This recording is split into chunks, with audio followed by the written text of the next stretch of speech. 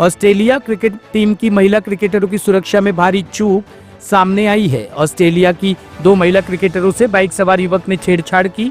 ये घटना इंदौर के होटल रेडिसन ब्लू के पास हुई। जानकारी के अनुसार ये महिला cricketer hotel Radisson Blu hotel से पैदल कैफे की तरफ जा रही थी। इसी दौरान बाइक पर सवार 2 युवकों ने इनके साथ छेड़छाड़ शुरू कर दी। छेड़छाड़ होते ही महिला क्रिकेटरों ने SOS का नोटिफिकेशन भेजा।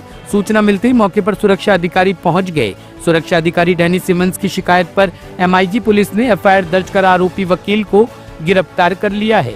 ICC महिला विश्व कप में ऑस्ट्रेलिया महिला टीम का हिस्सा रही ये खिलाड़ी अपनी टीम के बाकी सदस्यों के साथ रेडिसन ब्लू होटल में ठहरी हुई थी। कोई घटना इंदौर की है, वो उसकी जितनी कड़े शब्दों में निंदा की जाए कम है।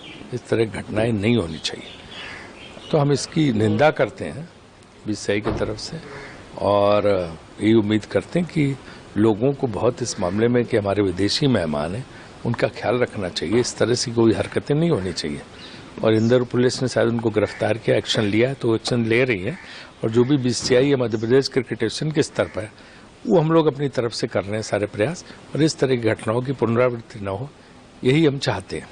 देखिए, जो घटना वहां पर घटित हुई है बड़ी दुखद घटना हुई है, और मध्य प्रदेश की सरकार, डॉक्टर मोहन यादव की सरकार ने इस घटना को गंभीरता से लिया है। वो जो अपराधी अकील नाम का वहां पर पकड़ा गया है, उसको पकड़कर जेल में डाल दिया गया है, उसमें 4 जूते जड़ दिए गए हैं। बाबा साहब अम्बेडकर के नियम और कानून और संविधान के तहत कार्रवाई की जा रही है। लेकिन मैंने तथाकथित बुद्धिजीवी मुसलमानों को भी आग्रह पूर्वक किया है कि इंदौर पूरे देश में साफ सफाई के लिए जाना जाता था, इंदौर की स्वच्छता और संस्कार के लिए जाना जाता था। आज इंदौर को बदनाम करने की साजिश अकील ने की है, इसके खिलाफ कार्रवाई की जाएगी। NSA की भी कार्रवाई इसके खिलाफ की जाएगी, और जरूरी हुआ तो उसका सार्वजनिक जुलूस भी निकाला जाएगा।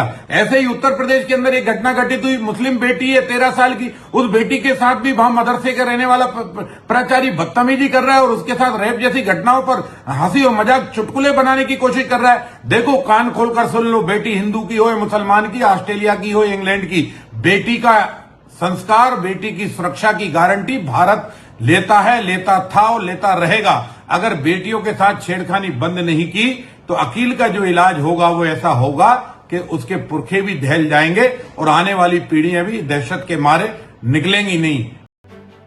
दिल्ली पुलिस ने राजधानी में बढ़ती अपराध की घटनाओं को रोकने और नागरिकों की सुरक्षा सुनिश्चित करने के लिए महरौली और नांगलोई में 2 अहम एनकाउंटर कर बड़ी कार्रवाई की।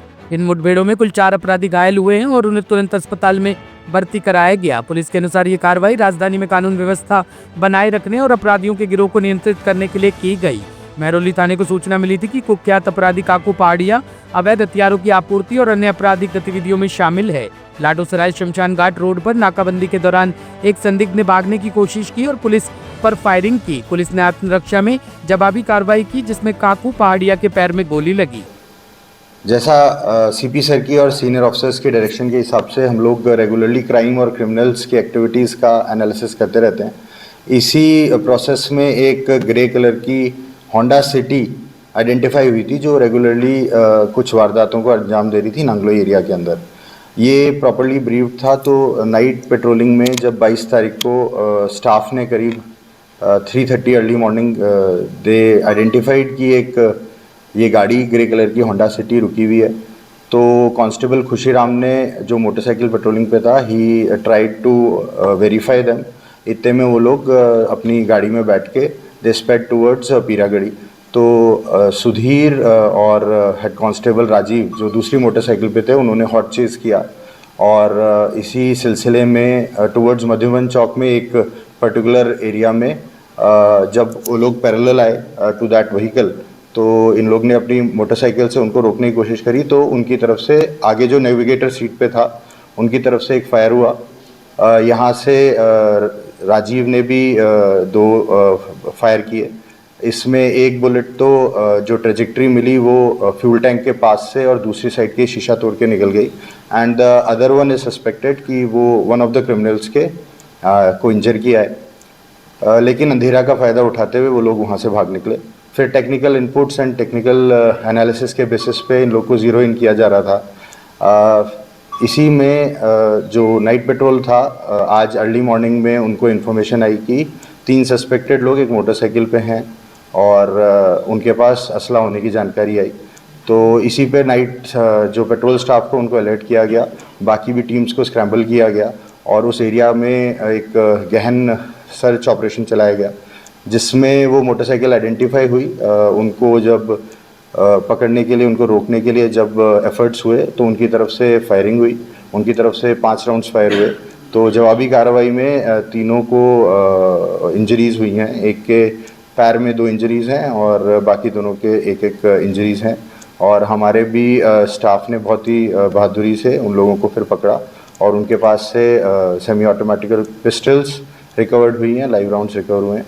और बाकी आइडेंटिफिकेशन के बाद ये देखा गया कि उनके अगेंस्ट काफ़ी क्रिमिनल रिकॉर्ड्स हैं उनके, अलग अलग टाइप की एक्टिविटीज़ में वो इन्वॉल्व मिले हैं, जैसे robbery, armed robbery, kidnapping for ransom.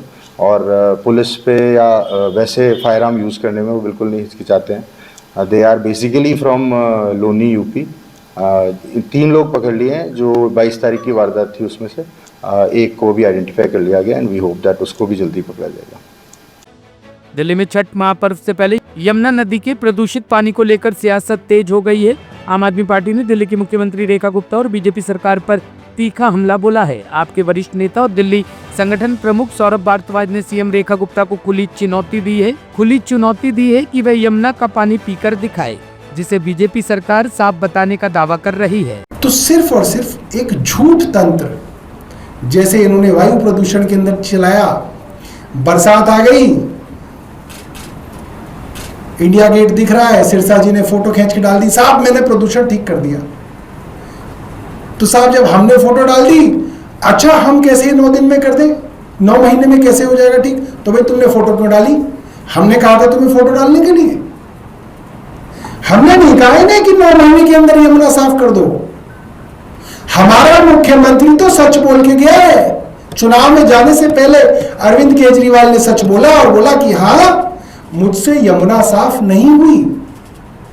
2024 जून के माइलस्टोन थे और ये यमुना एक्शन प्लान कई बार प्रेजेंटेशन किया गया, मैंने भी किया है इसको प्रेजेंटेशन मीडिया के सामने। जून 2024 तक सीवर ट्रीटमेंट प्लांट्स पूरे होने थे। इनके एलजी के आने के बाद जिस तरीके से जल बोर्ड को ठप किया गया, उसके सीईओ के द्वारा, एलजी के द्वारा, फाइनेंस विभाग के द्वारा जिस तरीके से सारा का सारा पैसा रोका गया, वो सारे के सारे प्लान्स, जिस तरीके से इन्होंने डीडीए की जमीन सीवर ट्रीटमेंट प्लांट देने से रोकी, वो प्लान 1 साल की जगह 2 साल की जगह आगे बढ़ गया। 2024 में ना हो कि 26 में होगा। इसलिए होगा क्योंकि हमने ही वो प्लान बना रखा है, हमने वो काम शुरू कर रखे हैं। मगर अगर आप बिहार चुनाव की वजह से झूठ बोलना चाहते हैं तो हम झूठ नहीं बोलने देंगे आपको, हम आपको सच बताएंगे। तो ये पानी की बोतल देखिए, नीचे जो मल है वो बैठ जाता है कई बार। तो ये पानी की बोतल अभी हम सब आम आदमी पार्टी के दिल्ली के प्रवक्ता रेखा गुप्ता जी के घर लेके जाएंगे सिविल लाइंस में। आप सब लोगों को भी हम लोग चाहेंगे कि आप हमारे साथ चलिए और हम रेखा गुप्ता जी को चुनौती देंगे कि या तो आप पीजिए और वीरेंद्र सचदेवा पिए। ये संजीव झा जी वीरेंद्र सचदेवा जी के पास आज नहीं तो कल ले जाइएगा। वैसे तो रेखा गुप्ता जी पिएंगी तो पता चल जाएगा।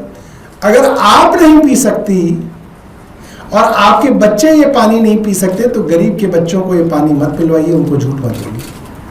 तो आज हम देखते हैं रेखा गुप्ता जी हमारी चुनौती स्वीकार करती हैं या नहीं करती हैं। हम इसको लेके अभी रेखा गुप्ता जी के घर जो है सिविल लाइन स्थित, वहाँ पे जाएंगे और उनको ये देंगे और उनसे कहेंगे कि मीडिया के सामने ये ऐसे करके आचमन का नाटक ना करें, ऐसे करके पी के दिखाएं, गिलास में पी के दिखाएं।